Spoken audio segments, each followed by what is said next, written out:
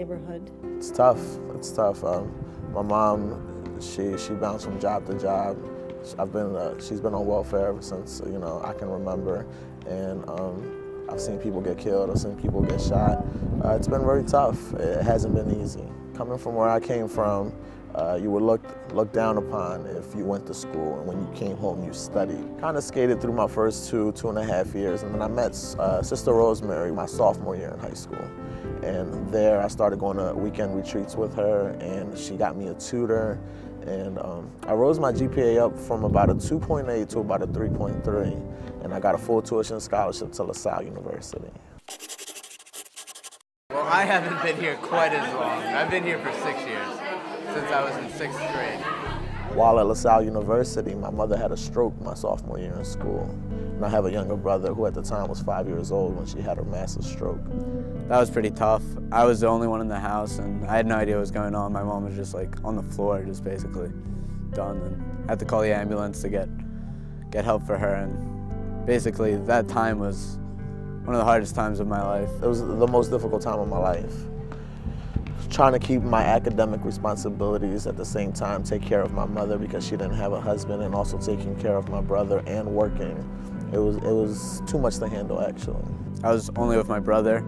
He had to quit out of school. He had to support me. When he had left college, he felt he was going to have to be the man of the house and take over the household. But he returned to college, took care of his mom who had a stroke, and ultimately became very concerned about his brother. The best moment I've had with my brother was actually, he was in 5th grade, and it was a piano recital, and his dad was there. I was there, and he gave me the award that went to the parents. He didn't give it to his dad, he gave it to me, and that was just kind of significant of the fact of how important I recognized that I was in his life. And I hadn't recognized it till that time, but it showed me how much I meant to him. I lived with my mom until last year when, well, we kind of had like a couple complications, and just wasn't possible to live with her anymore. My mother kicked him out. Kicked him out of the house his junior year in high school. I'm living with Mr. Murphy. He lives over in North Wales, Pennsylvania. I only know that he had a tough life growing up. And I met Edgar probably about 3 or 4 years ago when he first came into the program.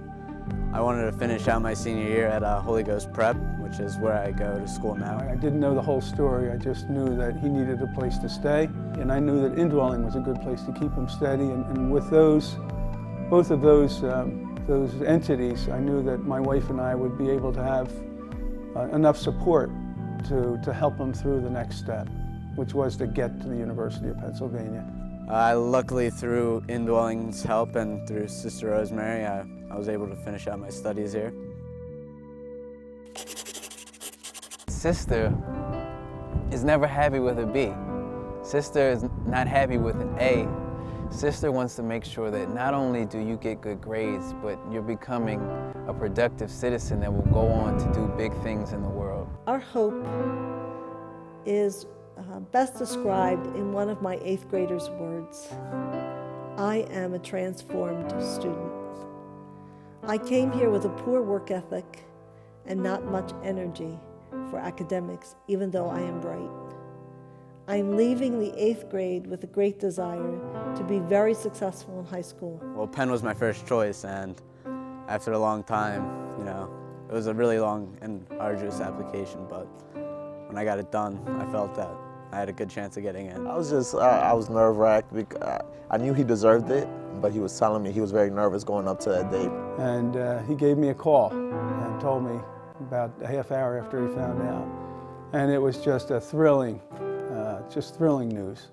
So that day I was working at Indwelling like I usually do. I work at Indwelling Monday through Friday, and he sent me a text message letting me know that he had gotten the full scholarship and he was in, and how happy he was. And I think I was happier for him than he was for himself, because I felt it was like all the hard work, all the Saturday mornings, all the Friday nights when his friends were hanging out, going to parties, doing other things. He was home studying, and he was home working hard to kind of make up for that gap that was missing because of our home situation. It's a lot of hard work, but it really pays off if you do what you got to do. if you just keep your head up high and just don't think about what everyone else says, just keep on going on, and you can make it. You can make it. Well, I got a suitcase to assist me in my journeys as I go on to college. We do not pay attention, or do not pay enough attention in our system, to the individual student. And when those students are gifted students, that often results, or our lack of support for them often results in a child that does not develop to his or her full potential. She helped change my mindset. I just wanted to be one of the guys. I just wanted to fit in with everyone, and she helped teach me that you have to maximize your potential. Same thing with Brother Al. He's taught me that you have to be able to sustain for yourself and for others around you. It's not about you, it's about your family, about the neighborhood. She really helped nurture my love for academics, and actually now I'm a teacher and I owe a lot of that to Sister Rosemary. When I hear those awards listed and the kids, you know, the older children who win scholarships, and you think, yes, yes, it worked. Whatever it was that we were doing is working. Sister helped me realize that there are people out there who care and who can help polish that rough diamond and get the best out of it. So in order to create real social change, which at the end of the day is why Sister and Brother do what they do, you need to be able to empower these kids and teach them at their level, which most schools cannot do. Indwelling is not just serving people here in Germantown. It's serving people in Germantown and Southwest Philadelphia and Northeast Philadelphia. Through this academic program, well, it's not just academic, but through the Indwelling program, it's touching all kinds of different people in all of Philadelphia. So it's actually reshaping Philadelphia one family and one household at a time. I was an only child, and I was being raised by my mother. She was a single parent, so she was the only person I had in the house to depend on, and suddenly it was gone. He was a determined young man. He came to Sister and wanted to join our program.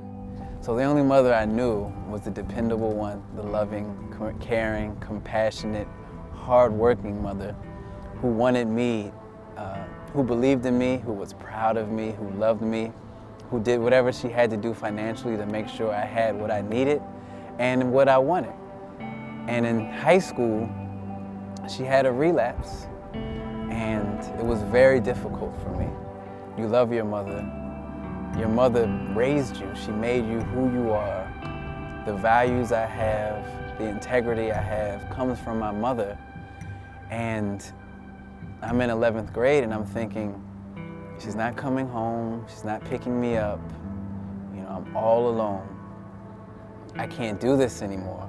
I have to leave my mother or I'm going to go down with her. But it's not easy to look your mother in the eye and say, Mom, I hope you make it to my graduation, but right now, I can't be with you anymore. And I think everything my mother instilled in me up until that point allowed for me to make that decision. And it's what she would have wanted me to do.